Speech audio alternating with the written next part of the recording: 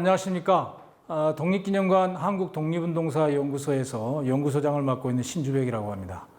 오늘 제가 강연할 주제는 올해가 봉오동 청산리 전투 100주년 기념해서 이에 관해서 아주 짧고 압축적으로 여러분한테 간단하게 설명을 해드리겠습니다. 봉오동 청산리 전투는 1920년 6월과 10월에 각각 있었던 전투입니다. 두 전투가 사람에 따라서는 순서가 헷갈릴 수도 있고, 두 전투가 뭐가 다르지? 왜 일어났지? 이걸 어떻게 봐야 되지? 라고 하는 부분에서 의문을 가질 수 있는데, 오늘 여러분한테 그거를 비교하면서 서로의 연관성을 따져가면서 간략하게 설명해 드리도록 하겠습니다. 우선 봉오동 전투와 관련해서 설명을 하려면, 봉오동 전투가 1920년 6월에 일어났으니까 바로 그 직전에 만주의 독립운동 상황을 좀 알아야겠죠. 지금 지도에 나와 있듯이 삼원포를 중심으로 한 독립운동 지역하고, 오늘날의 중국의 연변 조선족 자치주라고 이야기할 수 있는, 우리들은 옛날의 역사에서는 북간도 또는 동만주 지역이라고 할 수 있는 연길이나 용정 일대를 중심으로 한 지역이 또 하나가 있고요. 그다음에 저기 흥계호 쪽 북쪽으로 좀 올라가시면 흥계호 쪽에 밀산부 내지는 한흥동이라고 하는 지역에 한인마을이 있는 걸로 있고요. 그 다음에 이제 러시아 지역으로 넘어가는 거죠. 크게 보면 만주 지역의 세 덩어리의 공간에서 독립운동이 전개되고 있었는데, 봉오동은 세 덩어리 가운데 북간도, 즉 동만주 지역에서 일어난 전투 중에 하나다. 그럼 왜 하필이면, 여러분 지도에서 보시면 아시겠지만 동만주도 날은 넓습니다. 사이즈로 따져보면 우리나라의 웬만한, 서울시보다 훨씬 넓은 공간이에요. 웬만한 도 사이즈예요. 근데 왜 하필이면 그곳에서 전투가 있었냐를 먼저 따져보는 게 우선 그 봉오동 전투를 이해하는 중요한 척경이 될 것 같아요. 봉오동 전투나 청산리 전투를 이해할 때는 이 전투가 어느 날 갑자기 일본군이 공격하니까 내가 대받아치거나 내가 일본군을 선제 공격해서 일어난 게 아니고, 사실은 3.1운동 이후 만주에서는 애국열이 아주 뜨거워지고요. 그래서 그 단어를 애국열이라고 했습니다. 그 애국열의 영향으로 독립군에 가담하는 젊은 청년들이 늘어나면서 독립군이 늘어나고 있었죠. 근데 마침 그 시기에 상해에 있는 대한민국 임시정부는 독립전쟁이라는 새로운 독립운동 방략을 본격적으로 준비하기 시작합니다. 대체적으로 1919년 11월 이동희가 국무총리의 업무를 시작하면서부터 독립전쟁에 관한 한 이동희를 중심으로 뭉쳐서 새로운 전략을 짜고 어떻게 할 것인가에 대해 고민을 해나가죠. 안창호 선생조차도 이동희를 중심으로 해서 이걸 고민하자라고 이야기했어요. 그래서 그런 것을 구성하는 과정에 1920년 1월 1일 날 신년 축하식에서 도산 안창호 선생이 올해는 독립전쟁의 해인가 보다고 내년 이맘때쯤 우리 서울 가서 신년 축하회나 엽시다. 아주 낙관적이고 긍정적인 전망을 내걸읍니다. 그것이 그냥 허망한 게 아니었고, 물론 그거 자체가 갖고 있는 전술적인 내지는 전략적인 완성도는 따져봐야겠지만 그런 상상을 하고 있었다. 독립전쟁이라는 상상을. 그런 상상하는 과정에 이동이라든지 이런 사람들이 보니까 서간도 지역, 아까 말씀드린 신흥문화학교가 있었던 서간도 지역, 그 다음에 북간도 지역, 그 다음에 러시아 지역, 세 지역의 독립군들을 어떤 형태로든 구성을 해야, 지역사령부 수준으로 구성해야 이 독립전쟁을 수행할 수 있겠구나라고 생각을 했던 거죠. 당시 북간도에는 여러 독립군 단체가 있었습니다. 국민회군, 북로군정소군, 홍범도의 대한독립군, 신민단, 여러 독립군 단체가 있었는데, 이런 독립운동의 새로운 방향인 독립전쟁의 취지에 맞춰서 우리가 준비를 해야 된다라고 해서 가장 먼저 한 게 북간도 지역의 독립운동단체만의 통합 움직임이 일어납니다. 그런 통합 움직임이 일어나는 이러한 과정이 서간도나 러시아 지역에는 없었어요. 다시 말하자면 군사를 준비하는 과정에 독립전쟁의 6대 방침 중에 제일 1차 방침이 군사인데, 군사를 준비하는 과정에 북간도는 우선 단체의 통일이 필요했고, 서간도는 이미 서로 군정서라는 독보적인 조직이 있기 때문에 그 조직을 중심으로 만들면 되고, 러시아 지역은 조직이 아예 없었어요. 그래서 새로 만들어야 되는 거예요. 이런 지역의 특성이 있었는데, 그런 지역의 특성을 고려했을 때 북간도 지역에서는 단체의 통합이 20년 1월부터 계속 논의되고 있었죠. 논의되는 와중에 그래 우리 그러면 통합하자라고 해서 북로 군종세를 제외한 단체들이 통합을 합니다. 그게 대한북로 독군부입니다. 북로 독군부가 통합된 그 직후에 일어난 전투가 봉오동 전투다. 봉오동 전투는 그런 단결된 게 없었으면 싸움이 승리로서 결론이 내려지기에는 불가능했다라고 보시면 될 것 같습니다. 화면에 있는 것처럼 봉오동은 만주 그러니까 굉장히 먼 지역에 있는 것처럼 우리나라에서 아니에요. 두막강 건너에요. 오늘날에도 두만강 지역에서 승용차로 20분 안에 가면 봉오동 골짜기 입구가 나옵니다. 굉장히 지척에 있는 곳이죠. 아주 가까운 곳이었습니다. 그리고 물산이 굉장히 풍부한 곳이었습니다. 이곳에 직접 살았거나 가봤던 분들이 봉오동을 이야기하면 이 동자라는 것은 어디 무슨 동 이런 동네의 수준이 아니고 이게 골짜기 동자 내지는 골동자거든요. 골짜기라는 개념으로 이해하면 이 지형을 금방 상상할 수 있어요. 당시 다녀왔던 사람들이 하는 이야기가 갈지자 모양이다. 한자의 갈지자 모양으로 구불구불해서 한 8km에서 10km 정도 걸어 들어갔다. 내가 들어가서 보니까 골짜기 입구부터 시작을 해서 맨 위에까지 조선인 마을이 하나 집성촌이 있고 그 사이사이에 작은 마을들이 있더라. 그래서 맨 밑에가 하촌, 중간이 중촌, 맨해가 상촌. 우리가 아는 봉오동 전투는 상촌 지역에서 있었습니다. 그러니까 봉오동 입구로부터 8km에서 10km 떨어진 안으로 들어간 지점에 있었던 거죠. 근데 이분들이 해고에 보면 아니 내가 지나가서 골짜기 안을 걸어가 보니까 이거 조선에 있는 어느 한 곳을 그냥 옮겨놓은 것 같더라. 왜? 전체 인구의 대다수가 조선인이었기 때문에. 그럼 조선인들이 거기서 어떻게 살 수 있었느냐?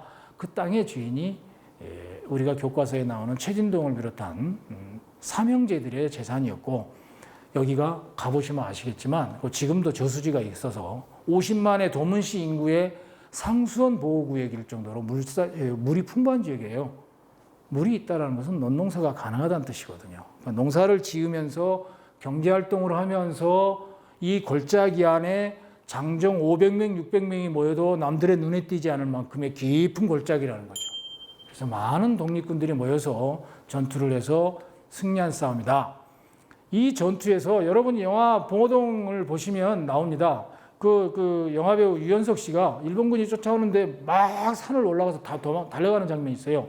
남들이 보면 도망이라고 이야기하는데 봉오동 전투를 이해하는 핵심 첫 번째 포인트는 유인전술입니다. 일본군이 들어온다는 걸 알고 일본군을 공격해서 계속 골짜기 안으로 유인한 거죠. 그래서 유인석 씨가 막 도망가는 거예요.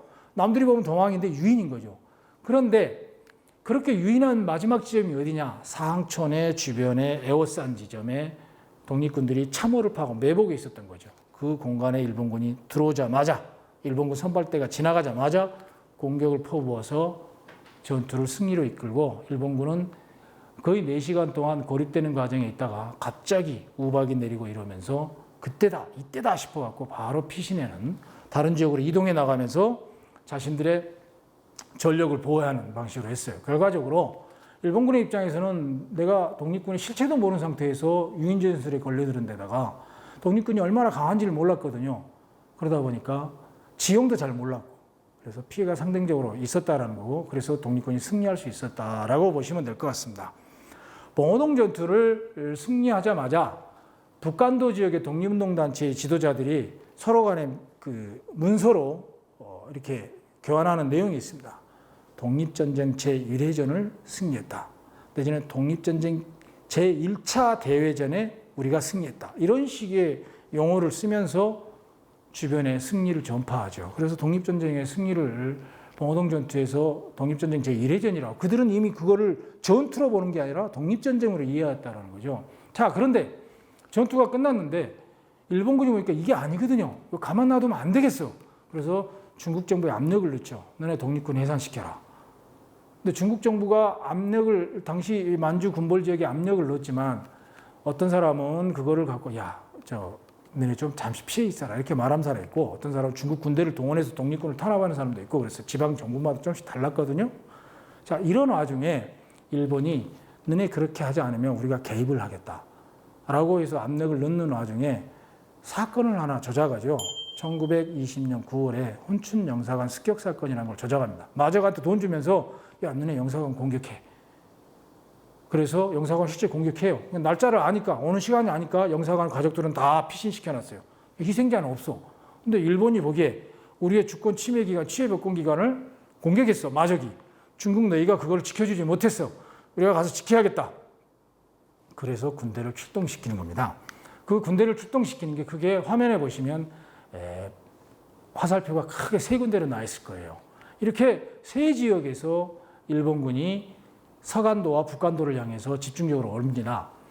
이때 독립군들은 어떤 식의 판단을 하냐면, 야, 이렇게 많이 밀려오는 상황에서 독립군이 일본군과 정면으로 싸우면 무조건 패한다. 당시 일본은 세계 군사력 3위였습니다. 이쪽은 아무리 무기가 좋고 훈련을 잡아했더라도 결국 비정규 부대예요. 독립군 자체는. 결국 상당히 곤란할 수밖에 없는 거죠. 그랬을 때 어떻게 해야 되느냐? 그게 두 가지 논의가 나옵니다. 야, 그러지 말고 북쪽으로 올라가자. 그래서 화면에 보시면 나자구라는 말이 다 지명이 있습니다. 그 북쪽으로 쭉 해서 나자구를 지나서 더 올라가자. 그러면 일본군이 못 쫓아올 거 아니냐. 이렇게 주장하는 사람이 있고, 그러면 조선하고 멀어진다. 더구나 거기에는 조선인이 살지 않는다. 따라서 우리는 우리의 민족의 상징 공간이고 숲이 우거져서 숨을 수 있고 조선인들이 그나마 많이 모여 살고 있는 백두산 지역을 향해서 이동하자라고 하는 주장이 있었죠. 열의 여덟은 백두산 지역으로의 이동을 선택하고 소수가 북쪽을 선택합니다. 자, 이동하기를 선택했던 독립군 부대들의 대표적인 독립군이 김자진의 북로군정서고 홍범도가 이끄는 연합부대였던 거죠. 그런데 김자진의 북로군정서가 이렇게 이동하는 과정에 일본군 추격대가, 기병을 중심으로 한 추격대가 북로군정서의 꼬리를 잡아요.